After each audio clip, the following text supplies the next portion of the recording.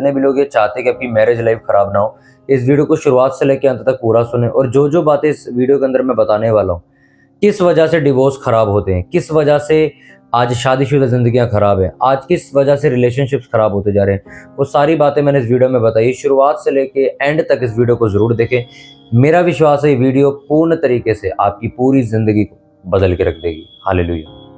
ये आम सी बात लगने लग गई है कि आज यार किसी की शादी होती है, 1-2 साल चलती है, उसके बाद टूट जाती है। बहुत सारे लोगों के हमें सुनने में आता है कि रिश्ते हो गए, रिश्ते होने के बाद चीजें टूट गई। अब ऐसा हो क्यों रहा है? परमेश्वर तो तलाक नहीं चाहता। परमेश्वर तो, अगर बाइबल में लिखा कि परमेश्वर ने आपको मिलाया है, तो परमेश्वर आपको जुदा करके खुश नहीं है। परमेश्वर आपको अलग करके खुश नहीं होता है। एक व्यक्ति को, एक जीवन साथी को मालूम है कि ये व्यक्ति परमेश्वर की ओर से चुना गया मेरे लिए। आज मुझे पता है कि ये व्यक्ति मेरे लिए चुना गया जीवन साथी के तौर पे मेरी जिंदगी के लिए। तो आज हमारे बीच में क्लैश क्यों है? आज हमारे बीच में ये झगड़ा किस बात का है? आज ये हमारे बीच में ये ब्रेकनेस क्यों है? आज ये हमारे बीच में ये चीज़ें खराब क्यों होती जा रही है? उसके बहुत सारे कारण हैं जो मैं आज आपके साथ शेयर करना चाहता हूँ। इंडिया के अंदर जो डिवोर्स होते हैं, वो मैं आपको गिनती बताना चाहूँगा। अभी मैं इसके बारे में पूरा पढ़ रहा था, मैं लिख रहा था मैं पूरा। इंडिया के अंदर लगभग आप ये समझ लो, बड़े बड़े शहरों की अगर बात की जाए, जैसे दिल्ली, बेंगलोर, मुंबई वगैरह, इन सब जगहों पर अगर ली जाए, तो कम से कम ये समझ लो हर रोज़ 100 तलाक के केस फाइल किए जाते हैं। मैं रियलिटी बता रहा हूँ आपको ये बात।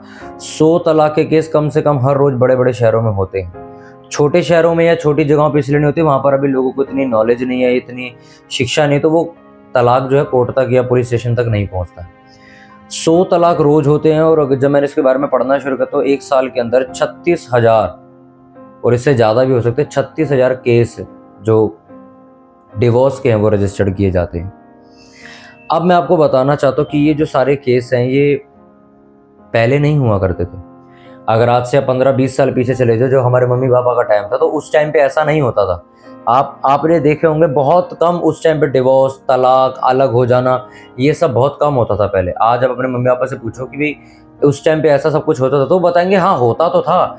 बट जितना आज ट्रेंडिंग में चल रहा है ना, कि ट्रेंड में हर सुन, अरे इसका भी हो गया, अरे वो रिश्तेदारी में उसका भी हो गया, अरे अच्छा इसका भी, अच्छा ये दोनों भी अलग हो गए। कह रहे पर उस टाइम पे उतना नहीं था। मैंने अपने मम्मी पापा से बात करी है, मैं उन लोगों के साथ बहुत चीज़ें पूछता रहता पुराने टाइम की। पुराने टाइम में ये सब चीज़ें नहीं हुआ करती थी जितनी आज बढ़ चुकी है। आप सोचो, रोज 100 केस जा रहे हैं पुलिस स्टेशन तलाक के, और साल में 36,000 के आसपास केस डिवोर्स के पुलिस स्टेशन पहुंचाए जा रहे हैं और फाइल हो रहे हैं। पहले के टाइम में ऐसा क्यों नहीं था और आज के टाइम में ऐसा क्यों है? इसके बहुत सारे कारण हैं कि आज डिवोर्स क्यों हो रहे हैं। और ये भी अब जो मैं बताने वाला हूँ, ये आप लोगों के लिए भी सुनने वाली बात है। आज के टाइम पे डिवोर्स क्यों हो रहे हैं सबसे ज़्यादा? क्योंकि पुरानी सोच से नई सोच आज मेल नहीं खा रही है। आज जो लोग एजुकेटेड हो चुके हैं, आज जो लोग नए ट्रेंड में आ चुके हैं, नए मॉडर्न स्टाइल में आ चुके हैं, वो पुरानी चीज़ों को ये कहते हैं ये तो ओल्ड टाइम था, आज के साथ इसे कंपेयर मत करो। औरतें पहले ऐसे रहा करती थी, आदमी पहले ऐसे रहा करते थे। आज क्या कहते हैं, आज ऐसा थोड़ी है। औरतें कहती हैं आज ऐसा थोड़ी है। आज के टाइम पे लड़कों की सोच कुछ अलग चल रही है, लड़कियों की सोच कुछ अलग चल रही है। पहले के टाइम पे सिंपल एक सोच होती थी, एक आदमी को बस कमाना, अपना घर चलाना है, और बीवी की सोच होती थी मेरे को इसका घर संभालना है। आज चीजें बदल गई हैं। आज औरतें भी काम करने लगी हैं, लड़कियां भी काम करने लग गई हैं। आदमी खुद भी अलाउड करते कि भाई आप जाओ, जॉब करने जाओ, इसमें कोई बुराई नहीं है। लड़कियां काम करती है, लड़कियां ऑफिसर्स भी हैं, लड़कियां यूपीएससी का क्लियर करके कलेक्टर भी लगती है, अच्छी बात है, वो तो सभी जगह है। बट जो सोच का इन्फ्लेक्ट हो, मैं आपको बता दूं, सोच कहाँ खराब हुई है। जो अधीनता वाली सोच थी वो आज खत्म हो गई। अधीनता वाली सोच मतलब कि जिस तरीके से एक व्यक्ति को, जैसे परमेश्वर के लिए मेरे को बोला गया, लड़के को बोला गया कि मुझे परमेश्वर के अधीन रहना है, तो आज के टाइम पे आदमी जो है वो परमेश्वर को भी कुछ नहीं समझ रहा है, वो पैसे को सब कुछ समझ रहा है। पहले के टाइम के लोग पैसे को इतना अहमियत नहीं देते थे, वो लोग परमेश्वर को, परिवार को अहमियत दिया करते थे। आज के लोग परिवार को, परमेश्वर को, जिसने इस दुनिया को बनाया, उसको अहमियत ना देके पैसे की तरफ ज्यादा फोकस है। आप ये हालत देख लो कि अगर हफ्ते में एक दिन चर्च जाना, तो उस दिन भी वो लोग काम करने चले जाते हैं। उनको इतना ज्यादा वो सोचते हैं कि पैसा ही सब कुछ है और पैसा ही परमेश्वर है। उसकी वजह से सोच बदली आदमियों की, वो परमेश्वर की अधीनता से बाहर निकल गए। आज वो परमेश्वर के हिसाब से आदमी लोग जो है जीवन नहीं जी रहे। दूसरा, लड़कियों को कहा गया था कि जो लड़की है वो अपने आदमी के अधीन रहेगी, यानी कि पति के अधीन अब वो रहेगी।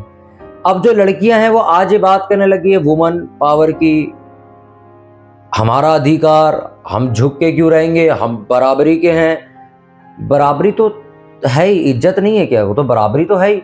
मेरे घर में अगर मेरी बहन है, अगर मेरी मम्मी है, तो सब बराबर ही है, सबकी इज्जत बराबर है भाई। ऐसा थोड़ी है कि ये तो जी पैर की जूती है, वो वाला तो सिस्टम नहीं है। इज्जत तो सबकी है, इज्जत सारे समान। पर जब ये मेंटेलिटी बनना शुरू होती है, अरे मुझे झुकाएगा क्या तू, मैं क्यों सुनूंगी तेरी, मेरे को मत बता, मैं भी 15,000 20,000 कमाती हूं, तो मेरे पे चिल्लाने की जरूरत। आज ये वाली सोच आ चुकी है। सुन के बड़ा अजीब लग रहा होगा, पर जो समझदार लोग हैं उनको मेरी बात समझ आ रही है कि हम कहाँ गलत हो रहे हैं सारे। मैं सिर्फ लड़कियों की बात नहीं करूं, लड़कों की भी बात करी मैंने भी। दोनों लोग अधीनता से बाहर निकले हैं। पहला आदमी निकला परमेश्वर की अधीनता से बाहर, दूसरा औरत निकली आदमी की अधीनता से बाहर। कि आज वो अपने भाई की नहीं सुनना चाहती, आज अपने फादर की नहीं सुनना चाहती, आज अपनी माँ की नहीं सुनना चाहती, आज अपने पति की नहीं सुनना चाहती। क्यों? क्योंकि उसकी जेब में आज 20,000 रुपये।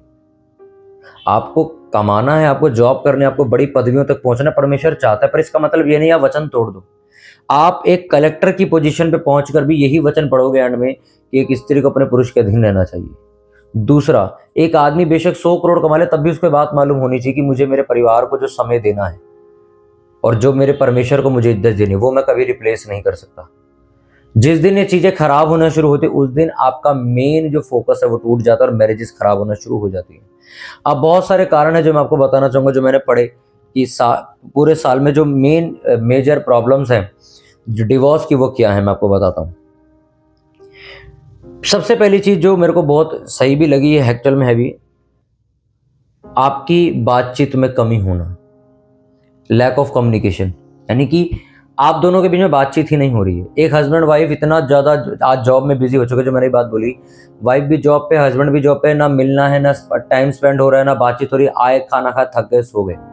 धीरे धीरे मिसअंडरस्टैंडिंग्स पैदा होती गई, धीरे धीरे बातें खराब होती गई। उनको सुलझाने के लिए बात करने का टाइम ही नहीं है दोनों के पास, क्योंकि वो अपने काम में बिजी, वो अपने काम में बिजी। और मैं सच कह रहा हूँ, ये तो समझ लो लाइव एक्सपीरियंस देख के मैं बोल रहा हूँ कि जब एक व्यक्ति बिजी हो जाए और अपने लाइफ पार्टनर को वो समय नहीं दे रहा है, बातचीत नहीं कर रहा है, टाइम स्पेंड नहीं कर रहा, तो चीजें खराब होना शुरू हो जाएंगी। जो आज तक नहीं हुई, वो कहोगे यार, आप कहोगे यार 2 साल से यार हम लोग लड़े नहीं, आज हम क्यों लड़ रहे हैं? उसकी वजह एक ही है, लैक ऑफ कम्युनिकेशन। आपकी बातचीत बहुत कम होती है, बातें बहुत कम करते हो आप लोग, आप टाइम बहुत कम स्पेंड करते हो, इसलिए आज वो चीज़ें खराब हो गई। आज क्यों ऐसी चीज़ें खराब होंगी? क्योंकि इंटरनेट आ चुका है, फ़ोन आ चुका है। बचा कुचा टाइम जो हमारे पास बचता है वो हम इंटरनेट पे यूज़ कर लेते हैं। पहले के टाइम में इंटरनेट नहीं था तो मियाँ बीवी बैठ के बातचीत किया करते थे, चाय इकट्ठे पीते थे। आज भी अपने मम्मी पापा को देखो, आज भी चाय वाय इकट्ठी पीते, खाना इकट्ठे खाते, बातचीत करते, क्योंकि उन्हें फ़ोन की लत नहीं है।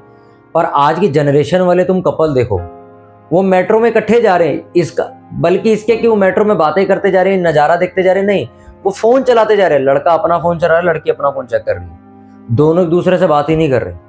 तो जो लैक ऑफ कम्युनिकेशन है, ये जो बातचीत का बीच में गैप डला ना, पिलर ये जो खराब हुआ, इसकी वजह से डिवोर्स ज़्यादा हुए हैं। अब जो ज़्यादा डिवोर्स हो रहे हैं, मेरे अंदर कुछ मिसअंडरस्टैंडिंग हुई तो बात करने के लिए है ही नहीं कोई। लड़की के अंदर मिसअंडरस्टैंडिंग हुई तो बात करने वाला है ही नहीं कोई।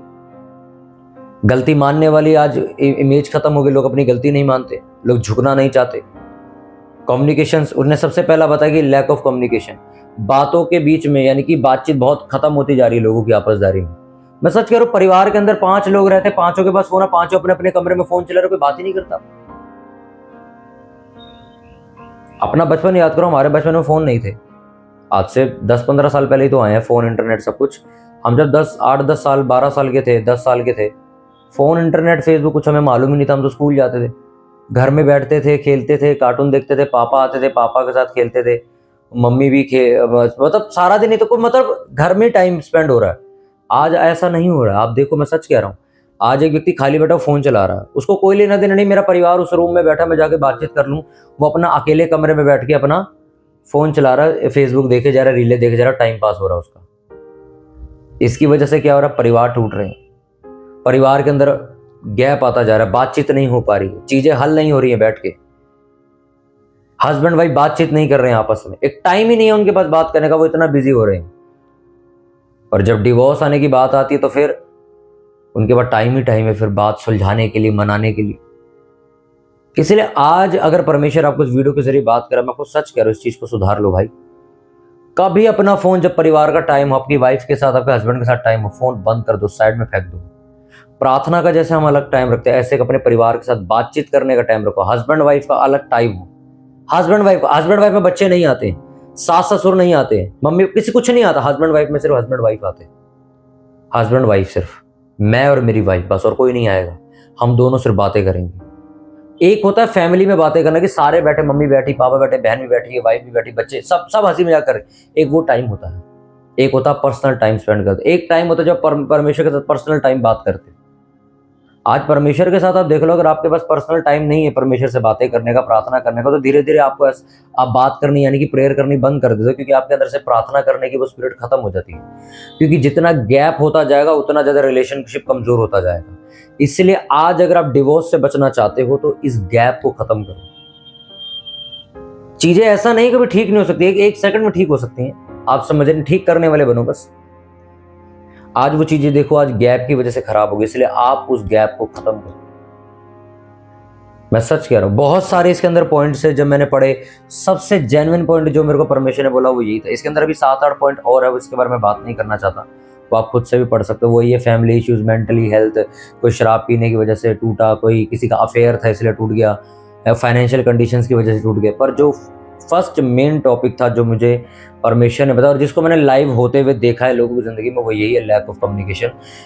बातचीत बंद हुई है हस्बैंड वाइफ की, बातचीत नहीं हो पा रही है। हस्बैंड जी दूसरे स्टेट में काम करता है, वाइफ को इस वाले स्टेट में छोड़ गया है, बातचीत हो नहीं रही, काम की वजह से वो फोन नहीं कर रहा है, रिश्ते खराब हो रहे हैं। गलत दोनों में से कोई भी नहीं है, वो व्यक्ति अपने काम में बिजी होगा या फिर वो लड़की अपने काम में बिजी होगी।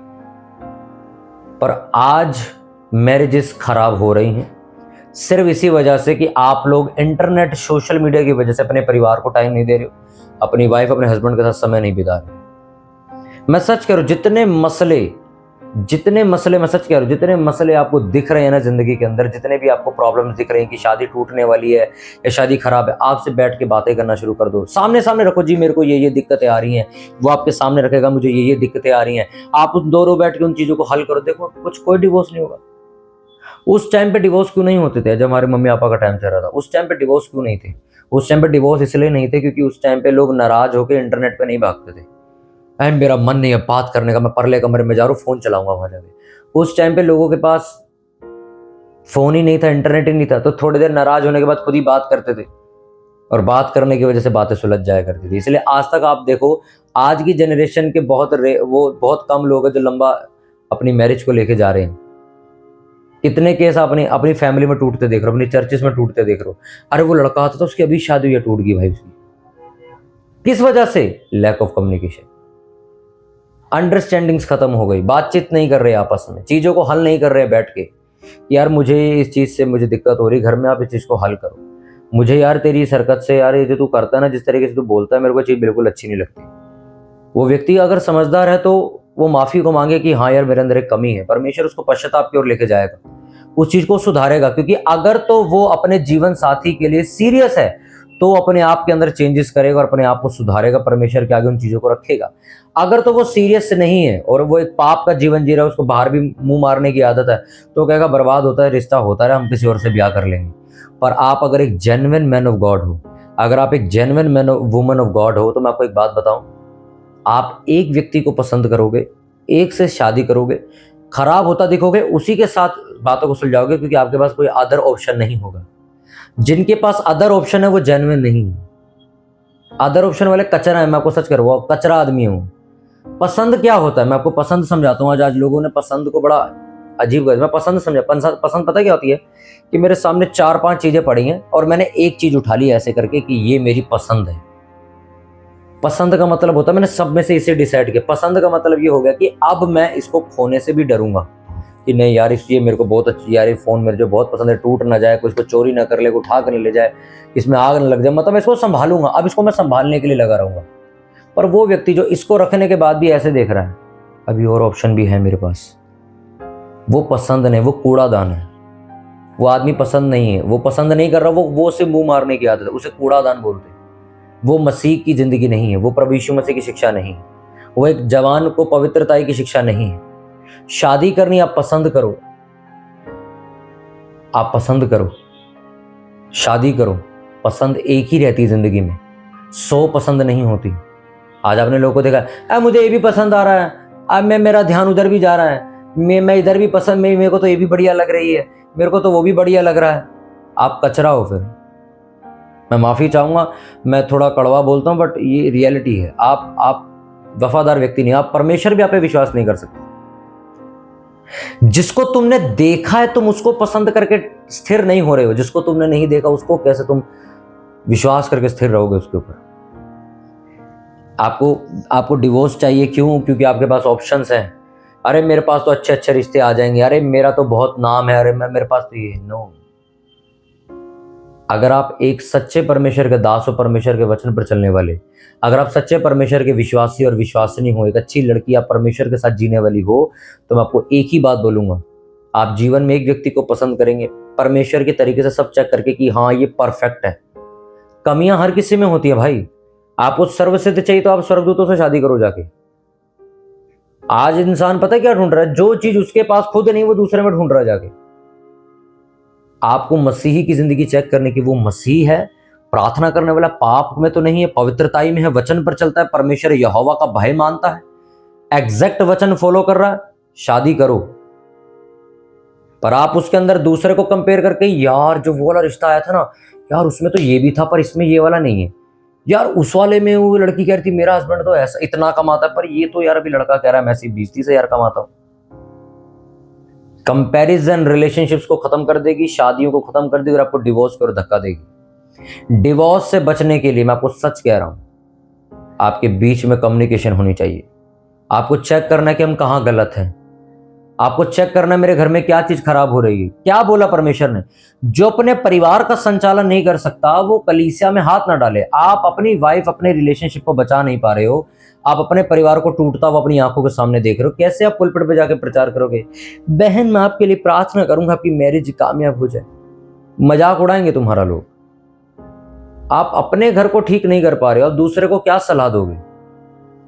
इसलिए आज अगर आपकी मैरिज आपको लग रहा है खत्म होने पे आई है, डिवोर्स की तरफ जा रही है, उसका एक ही कारण आप जानते हो, आपने बातचीत करके उस बात को हल नहीं किया।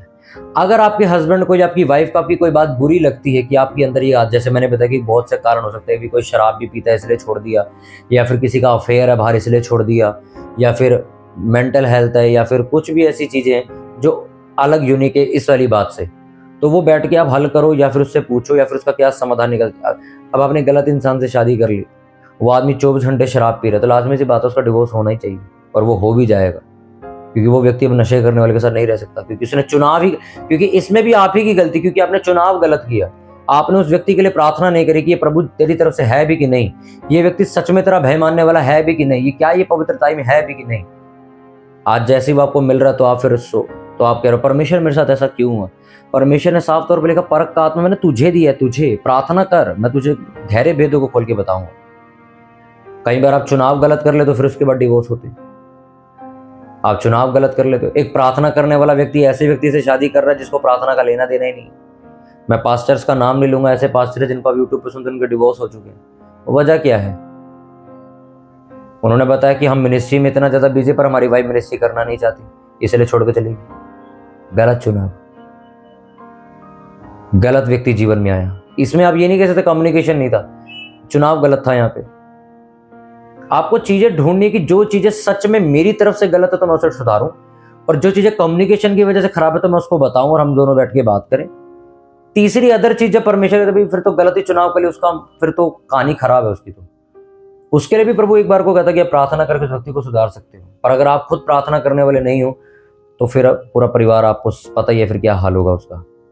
इसलिए जितने भी लोग इस वीडियो को देख रहे हैं, मैं आप सबसे कहना चाहता हूँ, डिवोर्स परमेश्वर की ओर से नहीं, रिश्तों का टूटना परमेश्वर की ओर से नहीं है। परमेश्वर नहीं चाहता आपको अलग करना, आपकी अपनी गलतियों की वजह से लड़ाई होती है और आप अलग होने की बात करते हो। इसलिए उन गलतियों को बात करके सुलझा लो, नम्र बनो। ये नहीं तू झुक मेरे आगे, तू झुक। अगर आपको लगता है ना मेरे झुकने से रिश्ता बच सकता है तो झुको।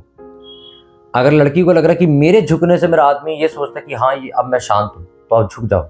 अगर एक हस्बैंड को लगता है कि अब मेरी गलती ज्यादा, मेरी वाइफ सच में मेरे से नाराज है, तो आप झुक के माफी मांगो। पर आप झुकना नहीं चाहते, अपनी ईगो को बीच में ले आते हो। मैं क्यों झुकूं तेरे आगे, मैं क्यों झुकूं तेरे आगे? भाई देखो मैं सच बात बताऊं, एक रियलिटी, एक परख देख लो। जिसने सच में एक व्यक्ति के साथ जीवन बिताना ना, वो ऐसे हाथ जोड़ देगा कि मैं ही माफी मांगता हूं। बेशक वो जानता है कि इसकी गलती ज्यादा है, इसी की गलती की वजह से सब कुछ हो रहा है, तब भी वो कहेगा नहीं यार चलो, क्योंकि वो अपना घर बचाना चाहता है। वो प्रार्थना करेगा और प्रार्थना के जरिए परमेश्वर को बोलेगा प्रभु इसकी जो गलती से खुद बता दे। इसके मन में हो कि हाँ यार इस बंदे ने माफी तो मांग ली पर गलती इसकी थी नहीं, गलती तो मेरी थी, ये तो मेरी भलाई के लिए बोल रहा था। इसलिए आज जितने लोग इस बात को सुन रहे हैं, वचन के मुताबिक अपना जीवन जियो, ना कि लोगों के और इंटरनेट और सोशल मीडिया के हिसाब से कि वहां पर क्या चल रहा है। वो सब कचरा है। सोशल मीडिया वाले थोड़े आपके घर आके राशन डालेंगे। इसलिए यहोवा के वचन पर चलो बस, इसके अलावा और कुछ नहीं। मेरा विश्वास इस वीडियो ने बहुत सारे लोगों की जिंदगी को बदला होगा। ये वीडियो बहुत सारे लोगों की सोच को, मेंटालिटी को, हृदयों को बदलेगी। और मेरा विश्वास है, मेरी दिल से प्रार्थना है कि भाई किसी का रिश्ता ना टूटे यार, सबके घर बसे रहें। अगर टूटने भी वाले तो मैं आज प्रार्थना करता हूँ कि मेरे परमेश्वर, जितने रिश्तों में प्रभु मिसकम्युनिकेशन की वजह से गलतफहमी, शक पैदा हुए हैं, मैं प्रार्थना करता हूँ प्रभु ये लोग आपस में समय बिताएं और मेरे प्रभु उस चीजों को हल करें। तेरा आत्मा ने नम्र करे प्रभु, ये बुद्धिमान और अपने रिश्ते को बचाए प्रभु। तेरा आत्मा इनके रिश्तों पर आए, मैं प्रार्थना करता हूँ प्रभु यीशु मसीह के नाम में मांगता हूँ, आमीन। मेरा विश्वास है वीडियो बहुत हजारों लोगों की जिंदगी को बदलेगी। आप सभी का धन्यवाद। आप सभी को जय मसीह।